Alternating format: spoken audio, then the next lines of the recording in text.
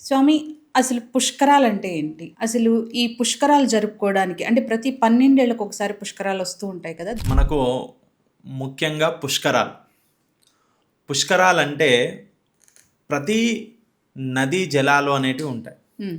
మనకు భారతదేశంలో ముఖ్యంగా ఎన్నో నదులు ఉన్నాయి. అందులో గంగా, యమున, సరస్వతి, గోదావరి, కృష్ణ, గంగోత్రి, యమునోత్రి ఇలా ఎన్నో నదుల పేర్లు చెప్పుకుంటాం. ఆ అన్ని నదులకు కూడా హ్మ్. ఒక్కొక్క సంవత్సరము ఒక్కొక్క నదికి పుష్కరం వస్తుంది. ఓకే. మరి పూర్వంలో పెద్దవాళ్ళు అనేవాళ్ళు ఏమని 12 సంవత్సరాలకు ఒకసారి పుష్కరం వస్తుంది అని. హ్మ్.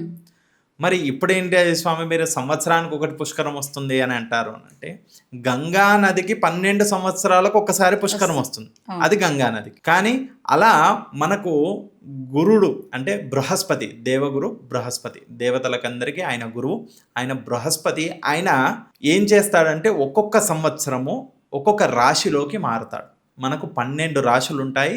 ఆ 12 రాశులలో ఒక్కొక్క సంవత్సరము ఒక్కొక్క రాశిలో తాను ఉంటాడు. తాను ఉన్నటువంటి సంవత్సరం అంతా కూడా ఆ యొక్క మేషరాశిలో ఉంటే గంగా నదికి పుష్కరాలు వస్తాయి. హ్మ్. మరి మేషరాశిలోకి మళ్ళీ తిరిగి రావడానికి ఆయనకు 12 12 సంవత్సరాలు పడుతుంది. మరి అలాంటప్పుడు గంగా నదికి మాత్రం 12 సంవత్సరాలు. తర్వాత మనకు ఇంతకు ముందే అంటే పోయిన సంవత్సరమే జరిగింది. ఏంటి? సరస్వతీ నది పుష్కరాలు జరిగాయి.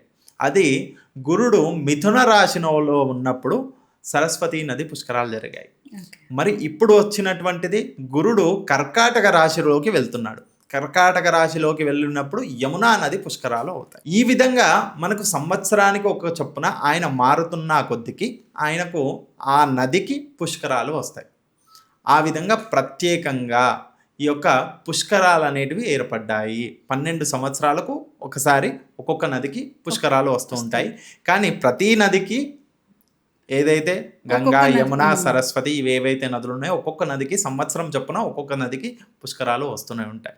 కాబట్టి మనకు ఈ దాంట్లో కూడా 2 రకాలుగా చెప్తారు. ఒకటి ఆది పుష్కరము, ఒకటి అంత్య పుష్కరం. ఈ విధంగా ఆది అంటే ప్రారంభమయ్యేది. ఇప్పుడు యమునా నదికి మనకు ప్రారంభమవుతుంది. అది ఆది పుష్కరం. హ్మ్. అంత్య పుష్కరం అంటే సరస్వతీ నదికి అంత్యమవుతున్నాయి కాబట్టి అది అంత్య పుష్కరం.